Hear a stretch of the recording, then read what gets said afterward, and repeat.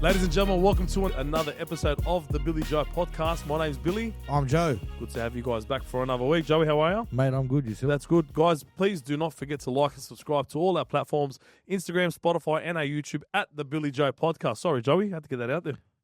Well, fuck, it felt like you didn't give a fuck about my answer. No, sorry, I did, bro. Of course I did. He's like, how are you? I'm like, I'm good. Oh, guys, don't forget to like and subscribe. No, I'm good, bro. I'm good. That's good, my brother. We've got another great episode this week. We do have a young gentleman, a fine gentleman. This guy's probably been through it all. He's probably seen the highest of highs, lowest of lows, but it hasn't been smooth sailing the whole time. He's still very young. He's probably seen things in this world that a lot of you people that are double his age probably haven't seen in a lifetime. He's a new father. He's a great bloke. He's a successful businessman. And without further ado, I'd like to introduce to you Mo. Faour, welcome to the podcast, my bro. Hey, you got the last name. Yeah, I got it, bro. I finally got it. Nah, man, listen, I didn't know whether you wanted a more Anglo, more Arab, you know what I mean? I was trying to sort it out. Nah, we're good, man. Thank you so much for having me, boys. Welcome in, Mo. Welcome. Thank you. Thanks for coming, bro. Appreciate it. 100%. Looking forward to it. That's awesome, man. Can't wait. Joey, Billy, you want me to start it off? I'll kick it off. You kick it off. Mo, for all our listeners that don't know you, Yes. some of them may. Yeah. Some of them may not. Who is Mo Faour? Take us back to early ages, bro. Where were you born? Where you grew up? School? Yeah. All that sort of stuff. I want our guests to know real detail of you. Yeah, the details. Man, so I predominantly grew up in that St. George area, so Colgrave, Hurstville, that area. My schooling was all through Blakehurst High School. Growing up predominantly in a single parent home. Parents divorced relatively early in my childhood. Domestic violence growing up. So from the age of about 8 to 9, I saw, the worst of it in terms of domestic violence. And so from there, I went through schooling, tried to get an ATAR, didn't work. Tried? Yeah. Got an asterisk. Couldn't do much. Leaving school, very, very lost. Couldn't do much in terms of uni, study. My mum wanted me to become a police officer. Couldn't do that back then because you needed an ATAR. So I decided to just try my best in TAFE. Obviously being 17, 18, I enjoyed a party.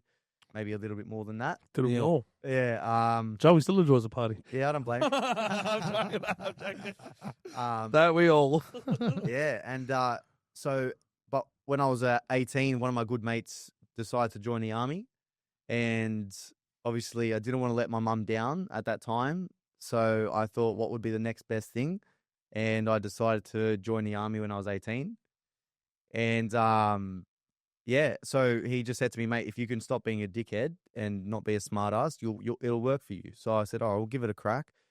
So joined the army when I was 18, and then there was a big pivotal moment there where my mum saw, a partner of hers go through suicide, and she took a bit of a downward slope from there in terms of her mental health, which then led to, what comes with that, alcohol abuse and substances and depression. And, when you're 18, 19, you're going through a bit of a sticky route yourself. You're trying to figure out who you are while also trying to help out the household. Yeah. And got kicked out. Simply just my mum didn't really gel with where I was going in life and joined the army and so forth, and having a partner at that time. So got kicked out of home when I was about 18, 19. Decided to ask my partner at the time, my girlfriend, her parents, if they would take me in for a couple of weeks till I figured out what I could do. Thankfully, that 2 weeks turned into 2 years. Otherwise, I really don't know where I would have been at that moment. I decided to go into personal training as well, and luckily landed a job at just a commercial gym. And then one day I was sitting at my laptop programming, and I got a call on my birthday. And I was about 19, 20 then, and it was one of the officers in the army telling me that I'm meant to be up in Brisbane. And I actually hung up on him. I thought it was a prank, to be honest, because I had a couple of mates that were up in Brisbane at that time getting ready for a deployment to Iraq. Yeah. So I thought it was one of them just fucking calling me at random going, brother, like, come up here as a joke. Yeah. I said, shut the fuck up. Hung up the phone. And then they called me back again. And they said, mate, if you hang up the one more time, we'll charge you. I said, What? yeah. I said, who is this? They told me who it was. And they said, mate, you're on this fucking task order. You're meant to be up here getting ready for your deployment. I said, what the fuck do you mean? My deployment? Like, to where? And they said, Iraq. And I said, fuck. How long do I have to make a decision? And they said 3 weeks. So I'm like, fuck, okay. I've got nowhere to live. I'm out of home. I've got to some degree, a bit of a business, personal training. Got clients. I've got a partner. I'm 20. Iraq. All right, fuck it. Let's go do it. Well, You know what I was deciding when I was 20? yeah, Which industry shirt I'm going to wear. when you go clubbing. To go clubbing. Yeah. yeah, man. Yeah. That's what I was Wow. fucking deciding when I was 20, bro. Yeah. This yeah. is crazy. Wow, bro, wow. So, Can I stop you there, Mo? So I want to go back, and then we'll pick up at your deployment, because that deployment, that's massive. Yeah, sure. So I don't want to go. I don't want to shoot our shot too early. yeah. No worries, man. So let's take it back a bit. With your father, was he present when he left Not really, man. in your life? Nah, not really. Like, I mean, now becoming a father myself, like you guys said, I'm a new father. I'm trying to pave the way of what I didn't have, and I really realized growing up, a present father was just not, in my livelihood. From a very young age, as a family, we actually got kicked out of our own home from our father. We were living out of our car and our cousins and eating takeout for 6 weeks straight. I still remember those memories till today. KFC was our best friend. I had my 11th birthday, eating, a burger and some KFC at, with no balloons, no parties, no friends. Like, I still remember that 11th birthday, simply because we were kicked out of our own home by our father. How many siblings? So I've got an older brother who's got a disability, and I've got a younger sister. So I'm the middle man, but I've always been that kind of older sibling. Yeah. But yeah, no, there was no presence. There was no leadership. And I guess that's, part of the reason why I reckon my mum had a bit of depression when she went through that stage. Yeah. But yeah, no, there was no presence, man. Fuck, bro. So sad, eh? Because can you imagine your dad kicking you out of the house? Sorry, bro, but can you imagine the feeling as a kid? Yeah, it's As a kid? Yeah, it's brutal, man. Bro, Yeah. tough. fuck. Yeah, it is. But I mean, I always say, like, it's not what happens to us, it's what we do with it. And I think that's why I'm trying to really make sure that now, being a new father, and we'll go into what I do now, but you just got to change the narrative a bit. I know both of you are, role models as well. So Thanks, bro. kinda. I'm sort of, bro. Trying to be. But I'm sort of in a similar boat to you. I'm not gonna dive into too much detail, but I had, God rest my father's soul. I'm just gonna open up a bit here just so everyone can understand. Great at home. He was great at home. Amazing dad at home. Always there. Footy games, soccer games. I used to go to work with him on Saturdays. There was some issues with his business on the business side that led him into a bit of hot water. Now, when I say hot water, bro, it was this shit would come home. Like, I'd be dealing with, like, I'd be answering doors to gangsters who want to speak to him. Now, I'm not going to get too much detail, but here's the thing, bro. Like, I grew up around all that without giving too much away. Now, what you said before in regards to paving the way to be a good dad, because you obviously want to give your kid everything you never had growing up. I had a lot. Don't get me wrong. I had a lot, Joey, and Mo had a lot growing up. But it was more the your house is the sanctuary, is your safe haven. No one should ever be coming to rustle some feathers. So I always said to myself, growing up as a kid, I can either follow like in regards to the mistakes my dad's done and just not know any better, or I can learn and say, I'm never going to be that guy again. I don't want to be that guy. And from what you're doing, bro, I'm sure you can attest to it too. You don't want to be that guy. Nah, not at all. I mean, like, you can definitely go down the same route, or you can pave your own way. But I mean, like for me, it was a very clear decision that I will definitely not go down that same route. Like, Same as me. you know, having a dad that's going in and out of jail, having a dad that wasn't present, having a dad that doesn't come to your footy games, like that's not really what. I mean, it's not what I want to give my kids. Definitely not. Yeah. So It's like that that tale that gets told. The alcoholic father had 2 sons. One son became an alcoholic, you know, and his explanation to that was, well, my dad's an alcoholic. But then the other son, who never drank, what don't you drink? educated himself, started a business. Billy loves a drink, right? Backed off it. He's gone down the route of, I can see what alcohol does to someone. Yeah. I'm not going to do that. I'm going to be the furthest thing from that. Yeah. And you hit the nail on the head. It's like, ball's in your court. You know, it's not what happens to us. It's how we go about it.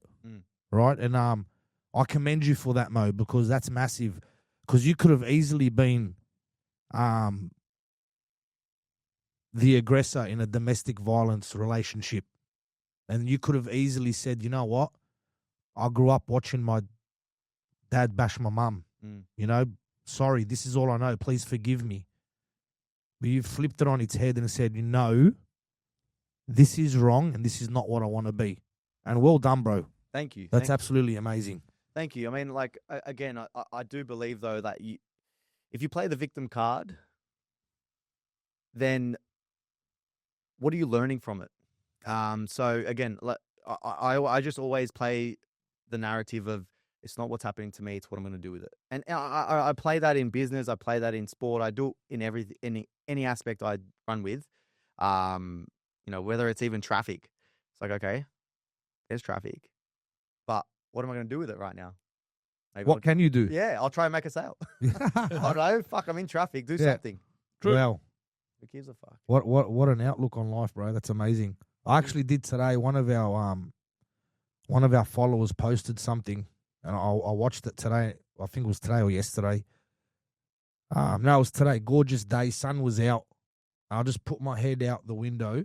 I was in traffic. So what do? Am I going to sit there and get agitated and beep the horn and get the shits at something we can't control? Or do I put my head out the window, close my eye, and I actually closed my eyes. Like if someone saw me doing what I was doing, they probably would have thought, like, the fuck's this Fruit Loop doing? Oh, yeah, I seen you on Canterbury Road today. Yeah. I was trying to do that Fruit Loop. But I actually put my head out the window, I closed my eyes, and I took a deep breath in, and I actually felt the sun hit my face. Yeah. And I was just grateful in that moment. Like, grateful for another day. Grateful to be alive. Yeah, man. You know, and just while we're on that, I just want a bit of a shout out and give our condolences to the Deeb family. And this just shows you how fragile life is. Anthony Deeb, condolences go out to his family. May his soul rest in peace. One of the most loveliest men you ever meet, 55 years old. Just like that, heart attack, gone. Crazy. Not a drinker, no substances involved, a man of faith, lived a very, very clean life, and it's like gone. It's crazy, bro. And God rest his soul. very sad and very fragile. So we must take these moments to close our eyes and just take in that moment and be grateful.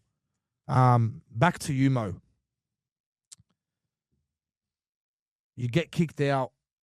It gets rough. Mum then finds a partner. Mm-hmm.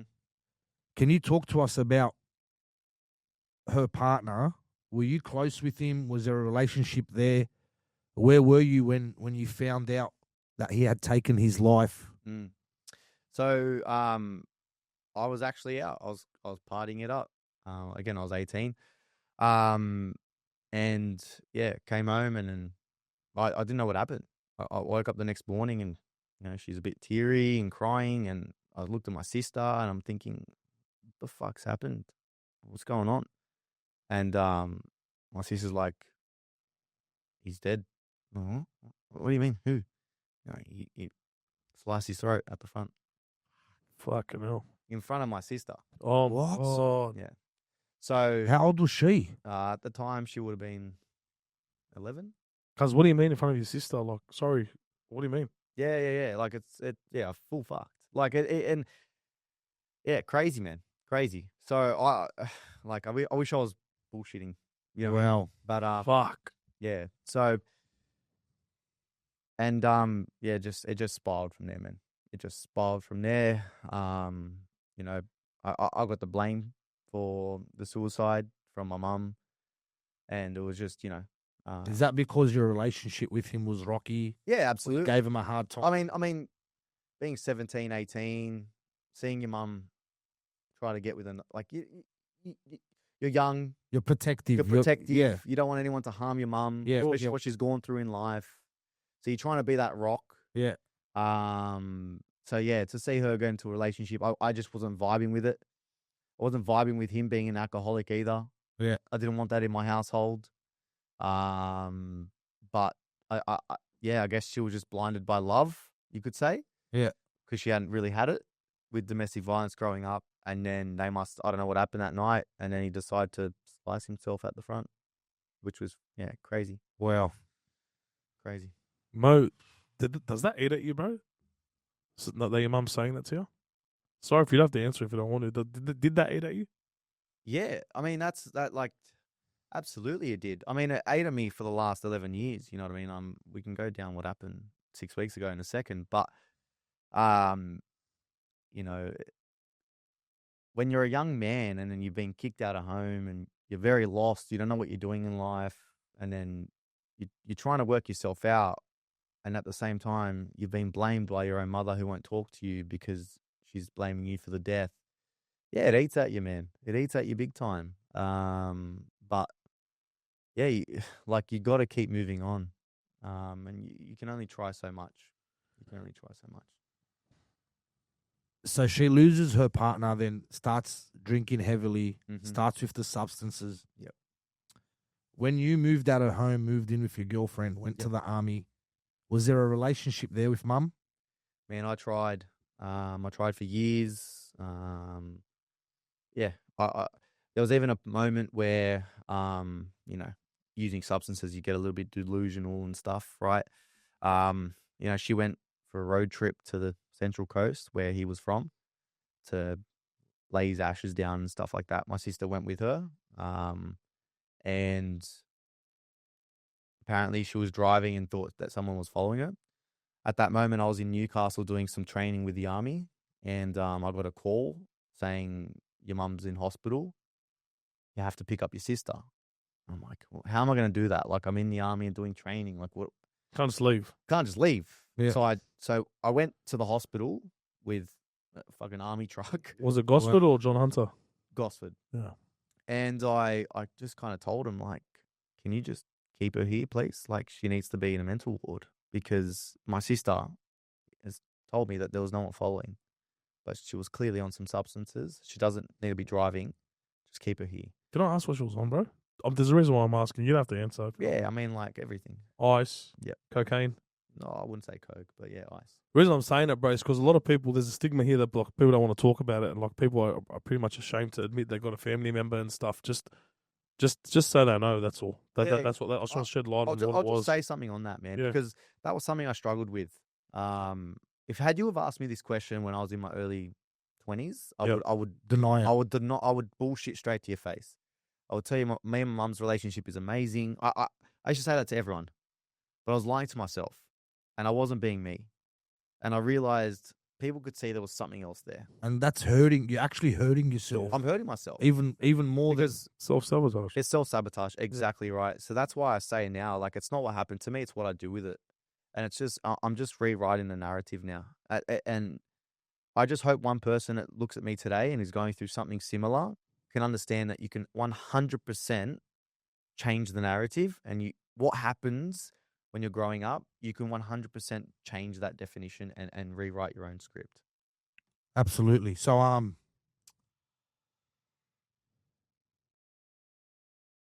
you've tried over the years to have that relationship. Mm-hmm. She kept pushing you away. Mm-hmm. 6 weeks ago, talk to us about what you went through. Yeah, tough, man. Yeah, it was crazy. Like, I mean, 7 weeks ago on a Sunday, I'm sitting down just doing some work, and I get a FaceTime call from my brother's friend. So my brother's hearing impaired, and I knew that my brother about a week before that call had like left home because he was still living with my mum because she's the carer for him. Yeah. But I got a message from his carer saying he's left because he's had an issue with your mum and he's living with his friend. Just a bit of an update of where my brother's at. When I got the FaceTime call from my brother's friend, I know that they can't hear me too well over the phone because they're hearing impaired. Yeah. So they need to read lip. Yeah. He kind of had this look on his face and he's like, "You got to come." In that moment, I actually thought my brother done something to himself. Wow. Like I fucking shit myself. I'm like, "What do you mean come? Where to where?" He said, "You got to come to your mum's house." And I'm like, fuck. And like I got goosebumps now because 3 days before that call, I was driving and all I could think about was the one thing that my mum wanted when she passes away was to be buried. Like, obviously I'm Islamic, I'm Muslim. Yeah. We get wrapped. Yep. Right? No coffins. But she just said, "I want to be buried on a bed of roses." For some reason, I was driving thinking about that. 3 days before I got the call. Wow. Wow. So when I got the call, I'm like, it's happened. Yeah. So yeah, we got the call that they've gone into the house to just check in on my mum, and they found her passed away. And Cause of death? suicide, drugs, overdose. Fucking hell, man. How are you, Mo, now? Honestly. Yeah, I would probably say I'm still very unsure, man, because yeah, I'm almost adamant that the cards I've been dealt in life are just a test. Like I'm just always getting tested for the greater good because 2 weeks after my mum passed, so I run a business, Frontline Fitness, which we can go into. We'll talk about Yeah. that. Yeah. But one of my staff members also had her father very ill, and he's been very ill for 5-6 years now. He has dementia and things like that. And during the start of the year, she's been having a very tough time with him. But he was in paternity. Like he was about to pass away. Yeah. And then so my mum passed, and then like 10 days, 12 days later, her dad passed. So because of the complications of my mum's passing, so when we found my mum, it was actually about 10 days late. So 10 days late. So she was there for about 10 days. Wow.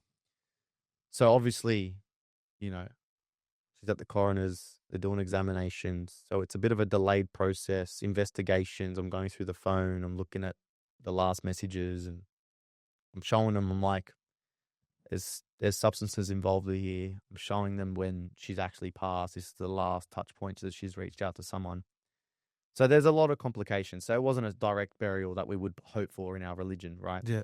So we've basically buried her about 10, 11 days later than when we found her because of all the processes. And then about 5 days later, my manager, her dad passes away.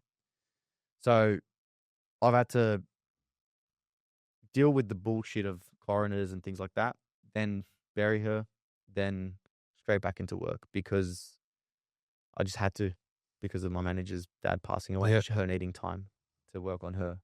So if I was to be completely transparent with you, I'm not sure how I am right now because I haven't actually had the time to grieve. I haven't actually, and it's been 7 weeks. I'm not laughing about what the situation, bro. This is all too familiar, bro. It's like we're talking to each other. Yeah. Like it's a mirror. So I've been leaning on Bill a lot. So my father's passed away. I think it's about 3 months now. Yeah. And my mum's got severe dementia. Yeah, I remember talking to you. Yeah, and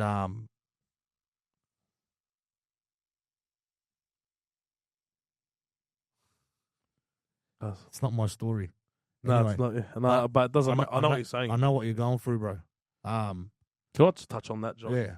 You just said, bro, you don't know how to feel, yeah? Mm-hmm. Like, is it like almost like a numbing feeling, like you're tripping out? Like, I know exactly how you're feeling, and I want to get to there's something I want to say, but yeah, you tell me, what are you feeling? I wouldn't even say it's numb, man. The thing is that I felt like I lost my mum 11 years ago. Oh, okay. Yeah. Okay. It's just that now things are just digging up, and if I'm to be honest, I feel kind of at rest because, like I said, man, I feel like I lost her 11 years ago. The lady that, was there before the substances, polar opposites. Chalk and cheese? Chalk and fucking cheese, man. Like, she was at hospital in February. She had some things going on. I just went and I tried to see her. She didn't want to see me. I just sat on the chair and I forced her just to have me in her presence. And I told my wife, just bring my daughter. Let her see my daughter. Do you know what I mean? Like, I don't want, because I felt like she was going to go in Feb. Do you know what I mean? I'd said I don't want her to pass away. Not knowing her granddaughter, man. Like, that would, that'll kill me. But so I'm just grateful that I bit the bullet that day and I took my daughter there.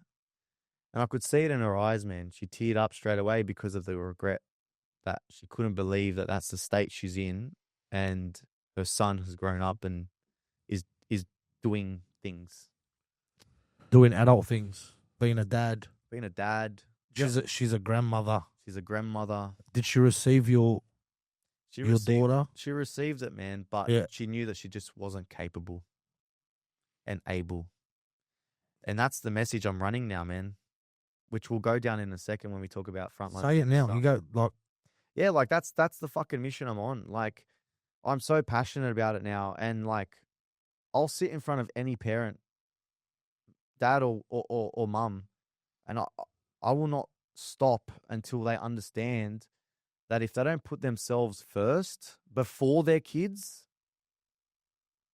you'll regret it when you're on the hospital bed and you've got a reactive measure to try and save your life instead of proactively working on it when you were able to. Because nothing would kill you more than laying on your hospital bed and not being able to hold your grandchild.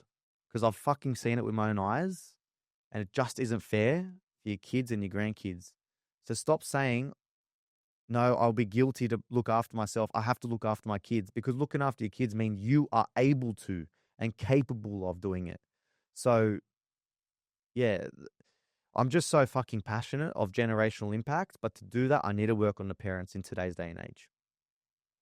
Yeah. That's crazy, because a lot of these programs, a lot of these talks, a lot of people go to schools to talk to kids. Mm-hmm. Like, everything's directed at the kids. It's not the kids, man. Right? This angle, I haven't heard of it before, but going to mum and dad makes so much fucking sense. So much sense. I don't want to delve too much. You said one thing. You went through mum's phone and she reached out to, was there a cry for help there in that text? No, it was a cry for drugs, not for a cry for help. Yeah. Bro, I can't imagine being that state. Sorry, Joey. I can't imagine it, bro. Like just being under the influence that bad, where you just that's someone broken, and this is the point I wanted to make, Billy. Yeah, God rest your mum's soul. As a someone externally looking in, I won't blame her. Did she deal with things how she should have? Probably not. Did she have the tools? I don't think she had the tools. But when you look back, it stemmed from somewhere, right? And I feel sorry for her, and it fucking hurts me. But then that's affected you in the process, right? Like a domino effect. And you said it yourself, mum was chalk and cheese before the substances. So let's talk about how mum was before the abuse. Mm. What kind of person got broken down to the point where she turned to drugs and alcohol? I can tell you now, man. So that generation were the ones that fled Lebanon, Yeah. right? Yep. And she's come over with no family. So Left her family. left her family, come here. Better Right. life. Look for a better life. Well, I mean, you could say Try- that. try. Arranged marriage, go. Yep. And that's, again, why I'm so big on your circle of influence. Because, as I said, chalk and cheese. But if you don't have that support system around you, like you're saying, the tools, the assets, the resources, the support system, if you don't have that around you, you will gravitate to what feels comfortable, because miserability loves comfortability and Oh. company. But I've never heard that one. I love that one, It's though. good on, bro. right, so I dare say that mum was miserable. Domestic violence, trying to grow up 3 kids. One has a disability. You know, you've got 2 others. Trying to do it on your own. No family. No family. Foreign country. Foreign country, but very stoic. And I know that's where I've gotten my stoicness from. Yeah. Is from her. But when you start to, find a new love and you start to get comfortable and that love brings alcohol into the picture, sure, let's do it. All of a sudden, you become a different person. And then, obviously, the big moment of the suicide in front of her was just the ending. So as a men's mental health Mhm. podcast is what we love to drive. Again, very important. It's not just men that fall victim to suicide. Perfect example here. This is an epidemic, right? And something needs to be done about this. I get we have our Are You Okay days, and we've spoken about this before. I don't want to sound like a broken record. Maybe we do need to sound like a broken record and just keep saying it, because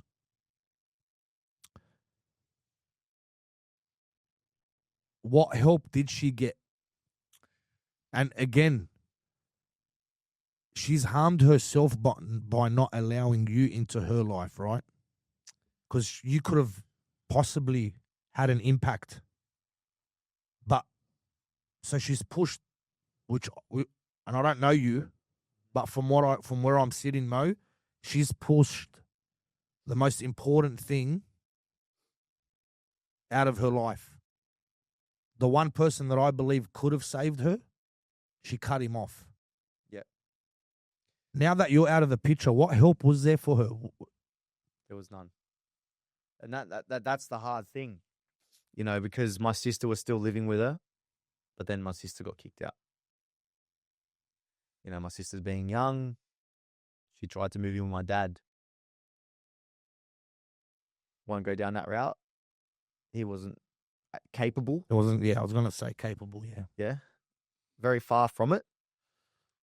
And then she's moved out on her own now. Then she's left with my brother. And she's always said it, the moment he leaves me, I'm done. And that's what got me worried, because when you left that week, I'm like, something's going to happen. So, but I do believe this. I believe the system, something needs to be fixed with the system. Because there's been multiple times where she's been admitted to hospital for medical reasons, and I've tried to segue her into a mental ward or something like that. But yet, there was no accountability or genuine care. It's just, here are some prescriptions, go home. Now, when you give prescriptions to an addict, it's like Christmas. Mm. Yeah. Fuck. So it's the wrong modality. It's the wrong way to take it. So I just think the system needs optimizing, but I feel like there needs to be a different strategy in place when it comes to suicide prevention and mental health in Australia. And I think it starts on the front line with conversations like this. It starts with having genuine communities, and like you're seeing it, right? Run clubs and all this kind of stuff.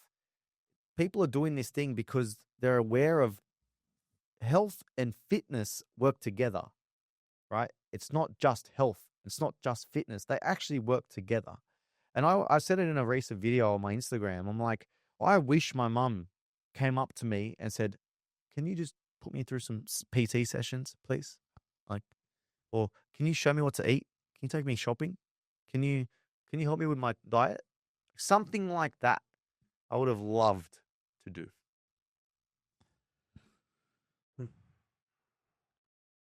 Bro, Mo, I think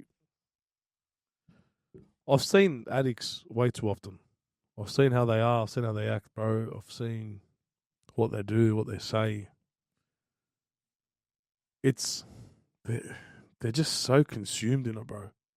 They're just so consumed in the addiction. They're so consumed in the just getting the next hit, bro. I've seen it, bro. I'm not going to say who, but it's been close to home. My friends, maybe some family.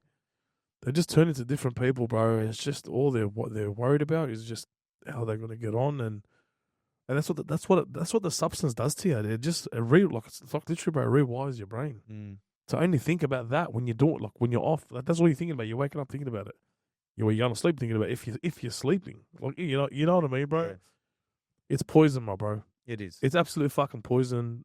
Like, bro, like I said, man, I'm not a saint. No one's a saint here. You know what I mean? I don't believe one, like, but bro, it's fucking poison, bro. I've just seen it. It's tarnished a lot of things, bro, with families, deaths. It's just fucking sad, bro. It is. But again, like, I think if there is the right circle of influence, you can get out of it. Oh, fucking earth. Yeah, you can get out of it. Well, that's one thing, bro. Since I've laid, that's another thing too. Back to the whole being consumed in it, bro. Since I've started laying off the drink and stuff, I've just seen like my circle's changing. Who I'm hanging out with, who I'm talking to, how I'm acting, how I'm talking. I feel like it just once you just take a backward step, bro, just opportunities and you just really look, but you can see it like almost like an out of body experience. Like fuck, did I really used to do that? Did I used to talk like that? Are they really my mates? Or are they my drinking buddies? But you know what, Bill, and people don't understand this. You know, alcohol. Yeah, that's a substance. 100%, bro. You can almost call it a drug. It is. Because once it becomes an addiction, alcohol does the exact same things that drugs do. And it leads it to the other shit. It leads you to everything. It's the gateway. So it's the ones that drinking culture has to change.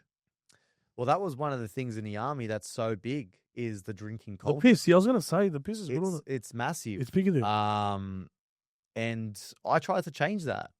I tried to change it where I tried to bring fitness into it instead of the drink. Like, why are we celebrating with a drink? Why? Like, what are we getting out of it? What are we actually masking? Yeah, true. So, back to the army now. Yeah, but fuck, I do want to talk about this. So you're 20. Yes. You look at your missus, and just to make it clear to everyone, the girlfriend that and her beautiful family that took Mo in are now his in-laws and proud grandparents. Absolutely, man. How was that? I love them. But with all due respect, you looked at your missus, right? 20 years old. You looked at your life and what you're doing. You said, "Fuck it, let's go." Mm-hmm. Now, on a serious note, when you did look at your missus, obviously the plan's always to come back. But was there a thought of the relationship could not work? She might not stay. You could tragically pass. Yeah. Were these thoughts that you had at the time? I'd be lying if I said it wasn't 100%. But that also excited me for some reason. You're sick. Yeah. You're sick. Sorry, bro. That's fucked up. No, I'll tell you why. I can't do that. That's why I will never enlist, cuz. Fuck, I don't want to go not knowing whether I'm coming back home or not. I'll tell you why this excited me. The fear of the unknown excited me because I didn't know what was on the other side, so I had no expectation. And at the time, I was also an army reservist going up to a full-time regiment in Brisbane. So they look at reservists like shit. Like, New South Wales Cup. Yeah, like New South Wales. Nah, even worse. Not even Ron Massey. Probably Massey, yeah. Yeah, it's like someone from Ron Massey playing for the Panthers this weekend. Like it's Milky Jenkins done it. Anyway, sorry. yeah. But well, but all I had to bank on was my fitness. I knew I was strong. I knew I was fit. I was so excited to get up there, and just the fear of the unknown excited me. But I knew that if my partner would stay loyal, I'm going to propose to her. So I deliberately dropped 10 G's before I went. I bought a ring, and I said to the lady, because she was friends with my girlfriend, hold the ring, because we get something called rockle. So it's like leave when you're overseas. You get 2 weeks off. You can either go in Europe or you can go back to Australia for free. So someone was going back to Australia. So I told him, when you go back, pick up the ring from this place and then bring it back to Iraq with you. So then when I go on leave, I'm going to propose. So she was amazing. She's loyal as hell.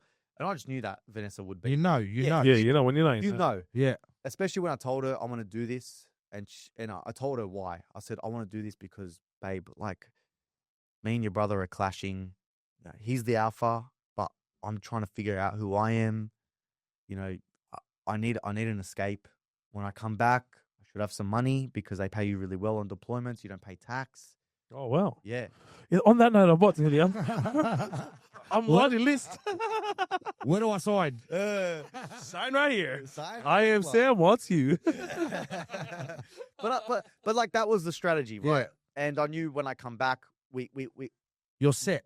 we're set. We Yeah. can open up that. We can flick the page and we can go to that next chapter together.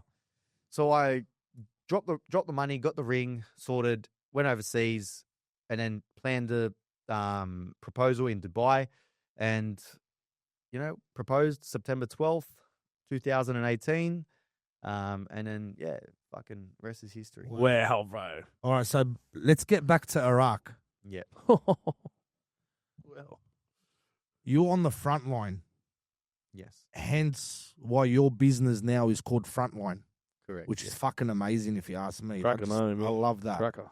No, not just the name, but there you've got your own swear. clothesline. There you go. Can I say that? Actually, Good texture, it's yeah. a good quality shirt. You can tell. My arm or the shirt. Both, guys. Oh, Both. Those. Well, fuck, you make the shirt look good. That's for sure. Yeah. It's painted on. Yeah, but to have your experience back in that kind of business name is crazy, bro. Yeah. Crazy, right? Bro, what shit did you see over there? It's a question I get asked a lot. And another question is, did you kill someone? It's always Nah, I wouldn't. No, I was going to ask it. yeah. You're just a haywin. Yeah, I know. But if I had to be completely transparent, and I'm going to share this because I'm a Muslim. Yeah. I'm a proud Muslim. I'm also Lebanese. But that was my opportunity to change the fucking narrative. So when I was over there, we worked very closely with the Americans. Just relax. Let me just explain. Let him finish. Calm down. Everyone calm down. Let me Right? just Yeah. explain. Because we're going to talk about what comes with Yeah. where you went and what you did, Yeah. right? Yeah. no worries. So you work close with the Americans, yep. And one of the biggest things is Australia follows America's interests, right? We're their allies. We just follow their interests. What that is, we still don't know. Yeah. We're on the front line. We still don't really know. Yeah. But I will say this. We did more good than bad for the Iraqis. I could tell you that firsthand. What we did for them, tenfold. What we built for them, crazy. What we supplied with them, amazing.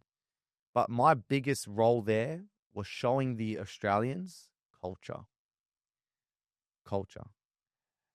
And when I say culture, I mean, we went there during prime time, Ramadan, Yeah. right? Eid. So I shown them how to respect the Iraqis. Don't go down during the daytime. It's too hot. They won't cooperate with us. Let's just go down at night. We'll take some food. And then we'll be able to create that rapport. And then we'll be able to actually work on the strategies and help them fight the wars and stuff. Yeah. Because there was still ISIS and When you say Iraqi, they're talking about the Iraqi army or the Iraqi people? the Iraqi army. Okay. Yeah, the Iraqi. How many Arabs Arabs. Arabs were in your like squadron. 2. Wow. So myself and then another Egyptian. Was it Christian or Muslim? Who? The Egyptian. Christian. That's weird. That'll be a spinner. Hey, imagine these Australian men and they've got 2 Arabs in the battalion. Yeah. Like how weird would that be? Yeah. Well, that's In an Arab country fighting for another. yeah. Weird. But So- invaluable, respectful, but invaluable intel that you could give them. So that's what part of my role was being a linguist. ah, Yeah. So part of my role was also doing that. But being Lebanese, Shia Muslim in an Iraq, like in Iraq, they frothed on that. Yeah. So the relationship, the rapport building, it was just on another level. oh yeah, they would have loved you, and trusted you. Yeah. So Yeah. the trust was there, the culture building was there. So we started to really snowball and get a lot done with the Iraqis. We were dominating ISIS. They were doing the right stuff. They were really executing on plans that we were setting for them.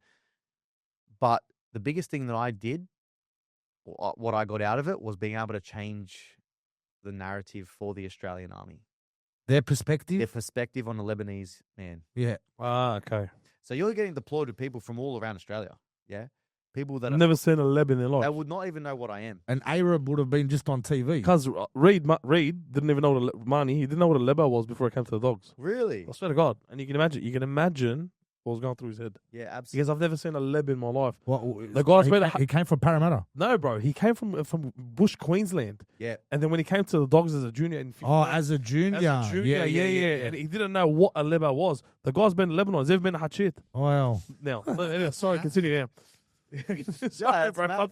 Fun fact. But it's legit. Like, Yeah. I mean, these boys were from like Bundaberg in Queensland. You know, like Shit like that, yeah. Yeah. and these boys, like, they don't know how to interact with Lebanese and our culture. Yeah. So when we're over there, they realized, like, we're just one. Yeah. We're just fucking one. And we can all help each other. You know, like, hey, come over here, John. You want to get your washing done easier? Come with me. I'll show you how to deal with the Arabs properly. You know, because there's all laundry and stuff there. But you start to show these boys that we are an asset in this country and we can help you. So we start to like really separate that racism. Yeah. People that have that stigma. Yeah. Yeah. Because these boys, again, I've never seen a Leb. Yeah. But we were able to show them that we're fucking the same people. We still bleed the same and we still connected. So that was a big change for me and what we were able to do. I've still talked to all these boys till today, man. Like, it's fucking... I was just going to say, one thing I can guarantee you is that guy that's gone back to Bundaberg, if one of his fellow town men say anything about a Muslim, I can guarantee you he's standing up and saying, I at least know one good one. 100%. One of my brothers, yeah. And you're getting spoken about. That's all right, man. And it's about, again, like, what's the narrative you can keep rewriting? What's the legacy you can keep writing for yourself? So that when that bloke goes back to Bundaberg, mate, he's met a Muslim. He's met a Lebanese Muslim. And he's had a fucking good time with him as well. That's mad, bro. That's not what the media is No. portraying. No, Yeah? no. Because let me tell you, media, they have this is my opinion, there's a sense of divide and conquer. There's always a narrative getting thrown down people's throat, and not just the Anglo-Saxons and the Arabs in Australia. You know what I mean? It's the Muslims and the Christians as well. There's this narrative that keeps getting pushed to divide us, when really, like, we're very much alike. Of course we are, man. Of course. But even me getting deployed there, I still had my people, the Muslims and these Islams, going, don't do that. So onto that, you've copped backlash Yeah, for absolutely. going to Iraq, because obviously people have, again, what people see on TV, what the news wants to portray. When you say you've been in the Australian army as an Australian Lebanese Muslim, they're thinking you've gone there and blasted a whole village. That's what I would straight out, cuz that's what I thought. Yeah, because that's what we get told. I watch too much American Sniper. Yeah, too much. But that's what I only know from what I see in movies and all Yeah. that. So- I don't know. But again, it's what perspective the narrative has been shot in. Mm-hmm. So I watched on Netflix a series called Faour. Fucking love it, man. Right, I love it too, but the angle it's shot from is from an Israeli angle, Mm-hmm. where it's suicide bombers, extremist Muslims, and they're just defending themselves. Oh, Right. watch it, bro. Hectic. Bro, what a series, yeah. Series. I've actually gone. I'm now twice Me too. into it, right? And as I was watching it, you have no choice. You know, when you watch a movie, you automatically know which side you're sort of sitting on. Yeah. Like the way it's shot, I found myself sitting on the Israeli side, Yeah, me too. right? And I'm like, this doesn't feel Did you say you too? Yeah. But it's crazy. but It's it's powerful. but that's the way it's Sure. portrayed. That's mad. And that's the narrative. That's the storytelling. Yeah, So they've just been really good at telling the story. absolutely. So you can't argue against that. That's just good marketing and good on them. Absolutely. And going back to whatever the way it's being told, That's right. right, sort of pushes us in that direction. Correct. But we need to stand tall. We need to sort of educate ourselves and say, right, yes, this is what's being told, but hang on a second. I'm going to investigate myself. I'm going to do, I'm going to be my own journalist, right? But can I just say something there, boys? Like, I think the biggest thing as well is, like, I try to not talk about things that I've never walked down those paths, right? Like, if I'm not a father, I'm not going to talk about becoming a dad or being a dad because I'm not doing the thing. So when I get people telling me, why'd you get deployed there? What are you doing over there? You shouldn't be doing that. It's like, sorry, have you been there before? No. Oh, okay, cool. Have you been on the front line before? No. Okay, cool. Have you been in the army before? No. Okay. So what point of view are you talking through? Because you must be only talking through your set of lenses, Yep. which is completely biased, right? Whereas I've actually done the thing. I've been in the arena. You guys have heard about the quote, the man in the arena? Yeah, bro. Yeah. I fucking love that. Yeah. Yeah. Okay, unless you've been in the arena, you can't really Can't talk. say nothing, no. So don't talk. 100%. I've been in the arena. I've done the thing. I think I have a little bit more of an educated opinion than someone that has a biased lens and is only watching it through the YouTube or TV or Western media or even their own biased medias. You can do as much research as you want. It's still going to be a confirmation bias. You're still going to make sure that you are looking at it through your biased lens, unless you have been in the arena. So strap your boots up and go all in, or shut the fuck up. yeah, pretty much. I said it for you. Thank you, my I brother. said it for you. Bro, you mentioned Joey in regards to the way the media want to portray a narrative. They want to push a narrative, boys.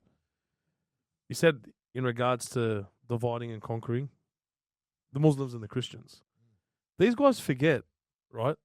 The media forgets we have churches and mosques side by side in the motherland, in Lebanon, working side by side, both faiths working together hand in hand, helping each other out, looking after each other. Which is what really, really, really, really grinds my gears, bro. Like, I don't know what the purpose is behind it, to try not just on that on those two faiths, just on everything, bro. I don't want to get too political here on what's going on in Israel and Palestine. I just wish people can see that just what I just said in regards to the fact that it's right there. There's a church and a mosque side by side. People living cohesive, what's that word? They're cohesive. Cohesively Yeah. together side by side in the same country, in the same city, bro. 100%. And it's all gravy. It's all gravy. But unfortunately, you're educated. When I say educated, I'm not saying like an academia. Not smart, not book Right? smart. Yeah. I'm saying educated in the sense we know the go. Yeah. Yeah. That unfortunately they want to sort of bypass us and get to the ones that don't know much and they're in their own little bubble, right? And that's when you get the extremist Muslims and the extremist Christians, because this is what people don't understand. Yes, bro. People, when you hear the word extremist, they automatically think Muslim, Nah, bro. right? There are very, very extremist Christians in this world, and we need to know that the word extremist does not. It doesn't just sit with one group. Nah, fuck. Anyone can be an extremist, Mm. right? And when it filters, you got to see the young. They're doing their job, Billy. The media, yeah. The media is doing their job because it's it's infiltrating into this younger generation. You got young Muslims out there that have a beef against Christians and just hate them just because they're Christian. And you've got a younger generation of Christians that just hate Muslims because they're Muslim. And unfortunately, then they don't have the guidance of mum and dad, right, to pull them up and say, watch yourself. Yep. This is not how we do things in this house. That's what kills me. Because that's all it takes. Why did I grow up loving and respecting humanity? Because my father had a business, a very successful business, had 20 employees, and each employee was a Muslim. We used to have Christmas parties. So my whole backyard was full of hijabis. And me, I'm 8, 9, 10 years old. Hi, auntie. Hi, aunt. I actually thought they were my legit aunties. Yeah. That's mad. That's how I was grew up. They were family. Yeah, that's mad. So that It starts at home. you carry that into your adulthood. Starts at home, bro. But if I grow up and I've got a beef and I'm 17, 18 and I'm going after the opposite religion, then that's stemmed from somewhere. Yep. Whether it's media, whether it's mum, whether it's dad, whether it's an older cousin, we need to be careful because it's actually a bit ripe. As sad as it is to say, it's ripe. Absolutely. There's hatred there. Like, guys, look at our guests, for instance. We don't discriminate against any faith. One of my best mates is Muslim. Yeah, well, And which is what kills me, bro. Which is what kills me when I see these kids, bro. When I see the shit the news is putting on, I'm like, bro, it's not that deep, bro. Just don't even look at that. I don't. When I see somebody, the way I see it, Joey, if someone tells me their name, whether it might be Michael, Ali, Joe, I don't think what religion are you? That's not the first thing that pops in my head, bro.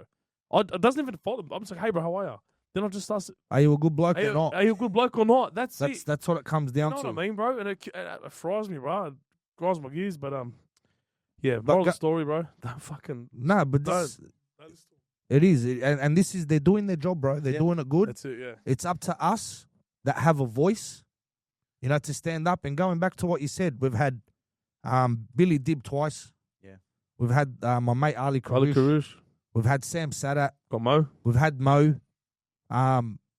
We've got massive guests coming on. Like, I'm gonna just shut my mouth, but Yeah, I was gonna say, Joey. it's really gonna be based around what we're talking about now because we want to break down those walls, bro. Because this is what's gonna help us men, Yep. especially the younger generation. If I need to lean on you, Mo, I'm not gonna say Billy's my brother. You're my brother. Billy's busy, right? I'm not gonna not lean on you because you're Muslim. I'm missing out. Yeah, absolutely. Fucking oath I'm going to go to you and embrace you and hope that you embrace me. And Joey, what the fuck's going on? Do you need help? What? Talk to me. And that's all it comes down to, bro. Just talking, having someone to talk to. But anyway, going back to Iraq. Fuck, went on a tangent, eh? Yeah. Fuck, we went on a tangent. Sorry, that's our fault. Fuck. Sorry, Dan. You copped a lot of shit being a Muslim. What was the most disgusting thing you heard? And let me tell you, we all know you've got a decent following on social media. We've copped our fair share. What's the most vile thing you've that's come your way? Oh, I think it was recently. It was actually on a post about my mum, and this guy had the audacity to say, how I can't remember the exact words. I'm going to butcher it, but it was something along the lines of, "You're a disgrace. How dare you go into that country as a Muslim and interrogate our people," or something like that. And I was just like, mate, I think you're just so uneducated, or you are, maybe, I don't know, special. But I just laughed. Because, like, and I'll be honest, like, I really don't fuck around with things that don't push my goals forward. Yeah. So for me to even bother responding to that. But me and you are gonna need to have a chat No, you know I'm laughing. What's it? because I mate, there's sometimes like we're about mental health. Yeah. There's sometimes, bro, he'll message me and say, Joey, delete it, because he'll see I've bit back. He's posted something. I'm like, bro, What are you doing? Nah, we're not about that. fuck them. Like, bro, I gotta say, can I say it? Just fucking say. I was laughing at something else, but that's a good one We're too. talking about religion, right? Mm. If we're mates, Mo, yeah? Yeah. You're of Muslim faith, I'm of Christian faith. If I defend my religion, does that upset you when someone mocks it? Would that upset you? You're entitled to do whatever you want. You know what I mean? I follow the Aussie Mammoth, Yeah. the Muslim Undertaker. Love him, bro. Right. When he sits with a deceased respectfully laying behind him and he talks about life lessons, brother, I'm watching that thing and I'm listening and I'm taking in. You know, like he said a beautiful one today, like someone died trying on a pair of pants, you know, that he tried them on a week ago and he didn't buy them. And he went home and told his wife. And his wife goes, why didn't you buy them? He goes, I just didn't feel like it was the right time. She goes, we take nothing with us. If your eyes see something that you like, go get it. So 2 days later, this older gentleman goes back to try the pants on. As he's trying the pants on, he has a heart attack and dies. Come on. And I'm watching this post and I'm going, man, wow. Pretty crazy. And Ahmed's telling this story like, you take nothing with you, be grateful, live in the moment. Beautiful message. Now, he's Muslim. I can be a piece of shit and say, oh, fuck, why would I want to listen to him and swipe up? No, brother. That's a beautiful message. I'm going to take it in. Yeah. But that doesn't mean I can't love my faith and I can't love your faith. But there was one chick that grinded my gears, Mo. I need to get this out there. Don't say the name. No, I won't say the name. But it's a particular podcast, right? And where he's coming from is like, bro, and I get it. He goes, stop posting about it. People are going to think we're hating on them because they have a podcast. And a way bigger podcast than us, right? But I don't care about it. This is not why I was coming at her. Like, keep your dignity. At them. At the host, right? Like, you had a guest on, right? And he was of a certain background. like he preferred a certain sex. Sure. Right? Which is fine. Yeah. We've spoken about this topic before, and gay, lesbian, we love all kinds. All right? walks of life. Yeah. He sat there, and this is how the episode started. In the name of the Father, the Son, and the Holy Gucci. Amen. Gucci. And I sat Gucci. So they've replaced the word in the sign of the cross to Gucci, right? Do you know what was meant to be said? How the sign of the cross is? Christ. Isn't it? Yeah. And then the Father, Son, the Holy Spirit. Holy Spirit. yeah. He's gone the Holy Gucci. Right. Fuck, it got under my skin, bro. Like, how fucking dare you? Who are you to mock our religion? And what burnt me was they clipped it Oh, really? out of the Short? episode, and they made it a short. Yeah, so it's like they made it front and center. So if you didn't watch the episode and seen it, Yeah. I'm going to make sure you see it. Yeah. Well, I mean, I think that can I be honest? Yeah, I think they've done their job. they have. They caused a Because- stir. 100%. So Yeah. and that's just fucking marketing 101 there, unfortunately. I'm going to stop you. Unfortunately. And people are going to hate me because they hate when I butt in Mm. and I interrupt. But I'm going to interrupt you, Mo. At what cost? 100%. That's my point. At what cost? And that's exactly right. But unfortunately, that they probably don't have any values or standards. That's the issue. So they're just trying to get marketing, and it's worked because they've been so polarizing, and that's what media does, though. Yeah. But, bro, look, how the fuck do you have the balls to even do that? No, and that's Like, you know what I mean? Like, surely you can't be. That guy was not an atheist that said it. Surely not. Based Well, on, he wasn't a Christian. but that's what I'm saying. But yeah, surely believe there's something. No, bro. but he wasn't Muslim either. But yeah, Just to make that clear. yeah. like, bro, look, What's he going to believe in? The guy. stay away from religion, man. Just fuck it. Everybody. And I'll tell you what I love about Muslims. Mm. Yeah? Go near their faith and watch what happens. See you later. and I've always said it to our Christian brothers, like, stand up, bro, talk.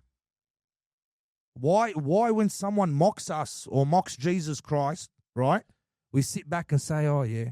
Because we're taught to turn the other cheek, Joe. No, but we've already spoken about that. That's out of context. That's not how it was meant to I know that. Right? That. But I'm saying a lot of people think that. I know what turn the other cheek means. A lot of people don't know. No. They just think, let them shit on us, let them do this, let them do that. Stand up for what you believe in. And this is what I love about my Muslim brothers, my mates. Go near their prophet, go near their religion, because game on. Game on. And this is what we need to change, bro. Yeah. This chick knows she can do that. But I can guarantee you one thing. She knows that she'll never mock Islam. No way. Because she knows they'll hunt her down. Yeah. I think it's also the danger right now that the society that we live in, unfortunately, people don't understand the consequences that can come from some of the things you say, because we do live in a pretty weak society now. So people can get away with a lot. Yeah. Had you done that 10, 15 years ago, you probably would have had people at your doorstep. 100%. sure. He's hit the nail on the head. 100%. Weak society. Yeah, bro. And it's just, and that's the scary thing of the next generation coming up, which is exactly why that's our vision and mission, is creating the next generational impact. Yeah. Because there is a lack of resilience and there is a lack of respect in the generation coming up, unfortunately. And people know that they can get away with a lot more these days. Absolutely. And you just have high values, high standards. And I'm just going to ballpark figure this here. I'm just going to presume she's maybe in her 20s. Yeah, you're not wrong. Oh, it could be 30s. Bit older. Okay, well then Are you talking about the guy that done it or the girl's podcast? No, the girls' podcast. In the 30s, let's say the 30s. Oh, sorry, I meant the guy that did it. Oh, the guy, no. fuck what I know. I don't know, bro. I'm not the guy. No, he was he was like 30s. he was 30s. Yeah, he's not a little kid, bro. He should have known better. But you know what? I can't control what you say, Mo. No, you can't. But you know what I can do? I can get him to cut whatever you say out. So if I feel you've crossed the line, or you make a outlandish remark, right? Yeah, we'll keep it, all goody during the potty. We'll leave and we'll say, Dan, just clip that bit, yeah? Yeah, take ownership over your 100%. content. Absolutely. Yeah. I might not be able to control you in here, but I can control what gets put out. Yeah, 100%. And it's like, they ran with it, bro. Disgusting. And what kills me, she wears a crucifix. You know what I mean? And she claims, bro, get the fuck out of here. Anyway, Guys, we're giving her enough clout, bro. Anyway, before we leave Iraq, what was the worst thing that you've seen? While on deployment? Yeah. I think I was quite blessed, man. Because we only had a couple of inbound attacks. So we had a pretty steady road when I was there, man. So yeah, I would say there wasn't that much. Not much. Yeah. So did you ever go to sleep with the boys in your, what do they call them? Sections, having a laugh the day before, then wake up for work the next day, and the guy that was laying next to you in the other little single bed isn't there anymore? No, we're blessed. Never had that? No. That's mad. I'm so glad, bro. That's so good. That's so good. And first of all, thank you for what you've done. We Yeah. appreciate your service, bro. I think that's probably one of the first things we should have said in the Yeah, fuck. in the You're potty. cool, man. You're cool. But I'm so glad you didn't see it. Yeah, No, I mean, Don't think I asked that question wanting something massive, Mm-mm. because PTSD is real. Yeah, Have you brought any trauma back? Oh, I think there is a bit of trauma there. Again, I'd be lying if I said there wasn't. But not life-threatening, not detrimental. No. Amazing. Yeah, we're good there. Amazing. We're good there. So glad to know that. You come back home. Let's talk about your beautiful wife and the wedding. Yeah, well, no wedding yet. It's all right. So are you still engaged? Yeah, man. So I got back in 2018, late 2018. Yeah. 2019, we had booked a holiday to Bali to just go and scout some places for a destinational wedding. Uluwatu? Yeah. How good's Yeah. Bali, bro? Yeah, Bali's awesome. You got to go, bro. You got to go, man. Met 3 times last year. Hey, sorry, just again, I want to cut you off. Yeah. Billy, Mo's 29, yeah? Billy's 6-7 years older than him. Billy knew who he was and what footy club he played for. Just to let you know. We just versed each other, cuz I never forget a face. You're sick. You're sick in the head. Anyway, But did you see how I got there though? Like, yeah. He's just, sorry, bro. anyway, I got a problem. That was mad. Yeah, thanks, bro. but I helped you because I asked her, "Did you play footy?" Yeah, So I sort of led you. then I asked the question. But when I asked her, I didn't think it'll fucking be the rest. He never told me the team either. I picked Yeah. the team. Anyway, Yeah. He did. so you go to Bali. No, we didn't go. So, Oh, you're meant to go. So what happened? COVID. Yes. Oh, C word. Hate that C word. Fucking Yeah. hate it. So that happened, and obviously spanner in the works there. So Yeah. we're like, fuck it, we'll delay it. We'll just work out what do we got to do now to keep my business going, because I came back and kept staying as a PT, Yeah. personal trainer. So COVID hit, done PT, then gyms opened back up again 2020. When I went back into the gym, I think it lasted like a short period, and then we got shut down again. Yeah. That second round, that's where I started to do a lot of PT in the parks, did a bit in my garage, and that's when the moment hit where I was like, I'm not going back. I'm going to open up my own facility now.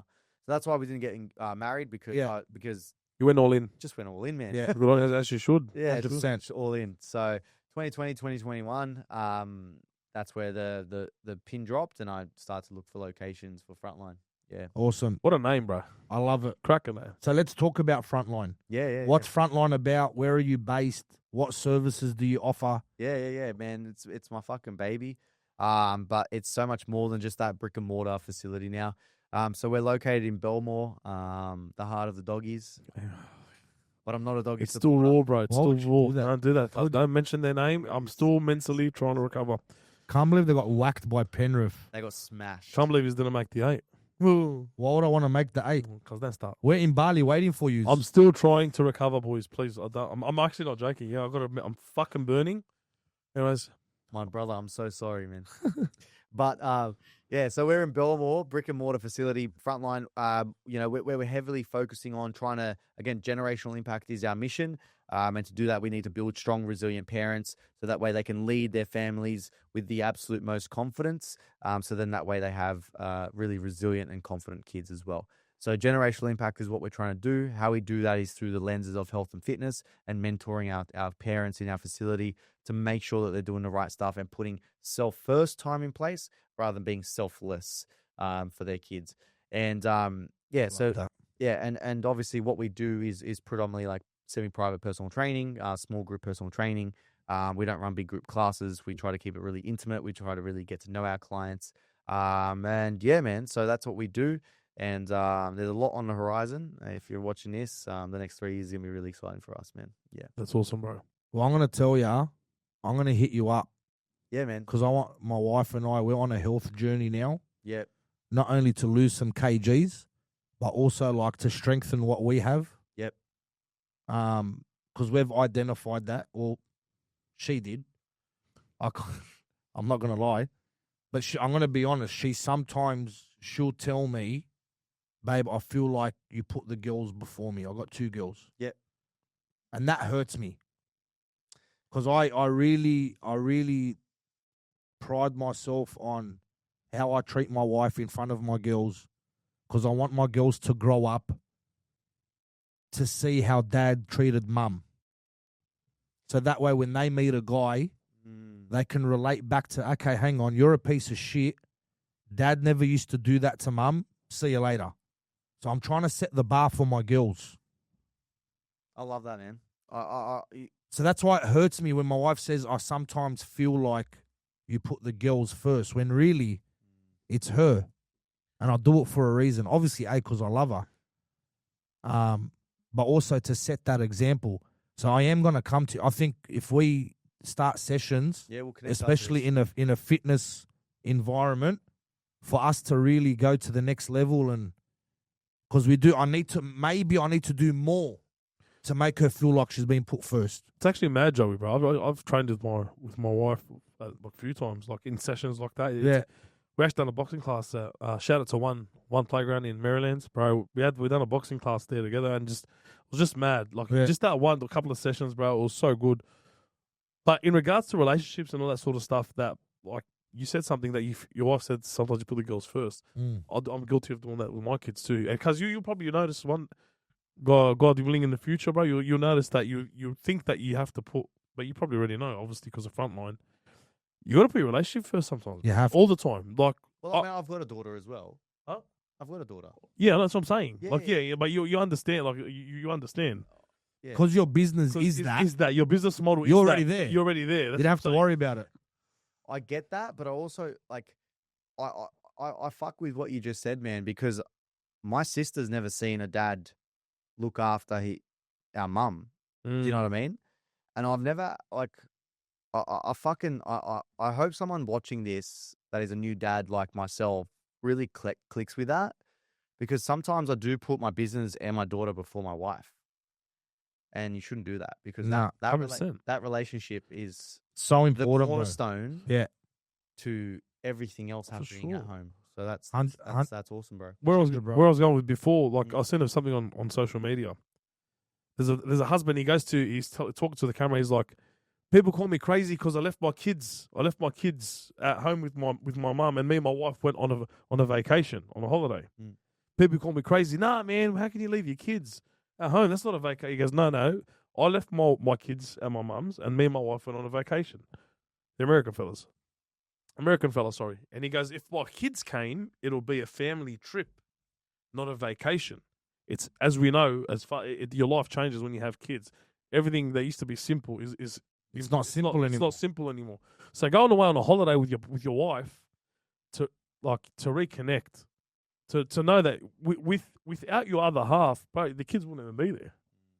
You know what I mean? The the love that you have for your kids would not even be there. Very, very important. Even someone like me, bro, I got a very, very busy schedule, Joey. You know how busy my schedule is. I can't wait. It's like I can't wait to get home and see my family, see my kids, and see my wife. But sometimes, bro, sometimes I'm not gonna sugarcoat it. Sometimes I'm like, fuck, I can't wait to see Jerome. Can't see Noah. I can't wait to see Scarly. Then I noticed I was shifting towards that way. I'm like, bro, no, Billy, pull the handbrake up. You have to. You pull the handbrake up. You can't wait to see your wife. You can't wait to see your partner. The queen of the It cast. has to be first. 100%. Because, bro, if you're not flourishing, bro, in your relationship, if you're actually not flourishing in your relationship, bro, what happens? We all know what happens, bro. Everything is just a fucking mission. Everything just becomes a chore. It just disintegrates everything, bro. And Well, let me tell you, Bill. it's just it's tough. I was put in a position, Mo, where I nearly lost my wife during our daughter's her second birth, the birth of our second child. Fuck, I don't know that, bro. Yeah, bro. She bled out, Yeah, it's hard. and they ran and fucking they smacked this button, and then 10 doctors and nurses ran in, and I'll never forget. They tried to sort of get me away. Yep. And how they tried to get me away was they put my daughter in front of me. Mm. They said, "Oh, Mr. Marine, come with us. Come hold your daughter." And I go, "Fuck you and my daughter. Save her." Yep. Because without her, I got no daughter. What am I going to do with my daughters, bro? Without my wife, what am I going to do? How am I going to I'm going to raise these kids without a mother. And then I got my wife telling me you sometimes put the kids first. And I always remind her of that story. Yeah. Because it's without you, I'm nothing. 100%. Our house is nothing. Vice versa, too. Our house needs 100%. I was just about to say, our house needs a mother and a father. It does. It fucking. And anyone that's struggling out there, put your egos aside. Put your whoever the fuck was right, who cares? Who cares? Go back to that day one where you fell in love. Mm-hmm. Go be teenagers again. And I love that. Keep your kids at home. Go away if you have to. There's nothing wrong with it. Because you know what? Sometimes kids can be the trigger as well of a couple arguing. Yeah. Sometimes. Well, yeah. You got to see what Jerome done today, bro. Wow, sometimes. But that's why you can't allow it, bro. You can't. When my daughter does something, I'll turn around and say, "So you want me and mum to fucking fight, yeah? Is that what you're telling me?" And I'll put it on my daughter. And she'll straight away pull up. Anyway, Mo.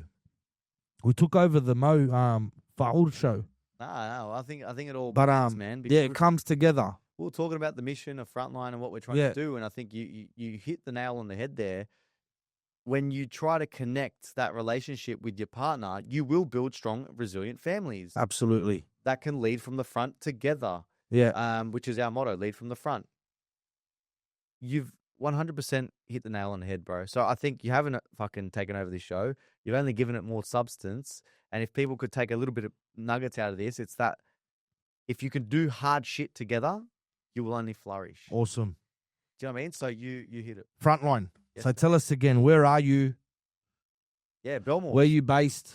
Where Exactly. What's the address? 626 Canby Road, Belmore, man. 626. That's us. You got Instagram. Yeah, for sure. You got all the socials. We got the socials. We'll man. put We got we'll the put the socials. links up in the description. For sure, Joey.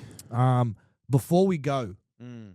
Mo, one thing you want to leave parents with? Yeah, it comes back to self first. Quit the guilt. Like, please, for fuck's sakes, just quit the guilt, because you will not have any more guilt, like I said at the start, than being on a hospital bed, incapable, unable to actually do the things with your family, your friends, your loved ones, because you just didn't give yourself more self first time. You're not selfish for looking after yourself first, because like you said, without your wife, what the fuck are you going to do with 2 kids?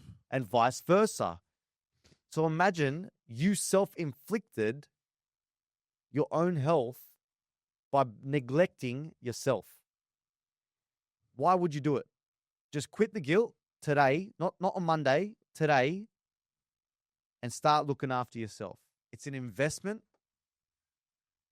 Go for it. Love that. Wise words by a wise man, bro. For a young wise man. Can I, before you end it, Yeah. can I just say one thing? To anyone out there that is contemplating harming themselves, if you think harming yourself gets rid of the pain, I can tell you right now you're wrong. Harming yourself only transfers the pain. You're passing your pain that you're feeling, that you feel you can't take anymore, onto someone else that loves you. And that's what you're leaving behind. I just want to make that very clear. Don't think by hurting yourself, the pain goes away. It doesn't. You might not feel it anymore, but you've now given that pain you're feeling onto someone else. Please, at the end of this episode, we are going to have the hotlines. There is people to reach out to, professionals that can help you. On that night, Joey, Mo, it's been an absolute pleasure, bro. It's been an absolute pleasure. I'm not saying that lightly to have you on. We took a lot out of it, Wow, Joey, man. and I'm sure our listeners will. Your story is phenomenal, bro. Thank you, And do not take that for granted, bro. Like, I'm not just saying that to piss in your pocket. It's phenomenal. From where you started, bro, to where you are now, and it's only going to get bigger and better, bro. You should be so proud of yourself, Be bro. so proud. Hats off, Because bro. we are. We're Thank so you. proud of you. You blew me away, man. I'm not just saying it to you, but congratulations on the new bub. Yeah. Congratulations. She's on actually 1 on Friday, so in 2 days. Happy Yeah. birthday. Happy Fucking birthday. happy What's the name? Mila. Mila? Oh, Yeah. beautiful, bro. Happy God, birthday to Mila. 100%. enjoy it, my brother. They go too quick, man. I've got 3 of them. Trust me. Yeah. Yeah. And enjoy these years, bro. They're cute now. They turn into maniacs. Also, owner of Mic'd Up, Oh, Andrew. yeah, Mr. Yes. We have a special shout out. Happy birthday to Nicole. Yes. Happy Is birthday, that right? Nicole, eh? Yeah, so they're currently out for dinner now for Nicole's 2nd birthday. So we wish Nicole a very happy birthday, and also Mila. Yeah, absolutely. God bless. Happy birthday, guys. And on that note, we'd like to thank Mic'd Up, our special partners here, Dan and the crew. Thank you guys for everything you guys do. Dan the man. Dan the man. Do not forget to like and subscribe to all our socials, our Instagram, YouTube, and Spotify at the BillyJoe Podcast. On that note, ladies and gents, I'm Billy, I'm Joe. and that's Mo. Have a good one. Hey, did you work on that? Nah, bro, at all, cuz, at all. Just lyrically gifted. See you guys. It's the Billy Joe Podcast, where the truth gets told. Stories from the heart, yeah, the vibe is bold. Talking real life, breaking through the pain. Every single episode, a change in the game. Billy and Joe, they bring the real talk. From the struggles and the wins to the late night walks. Voices of the people putting truth on blast. No filters, no masks, just facts that last. They shine a little light when the world feels cold. Conversations raw, turning stories to gold. From mental health battles to the dreams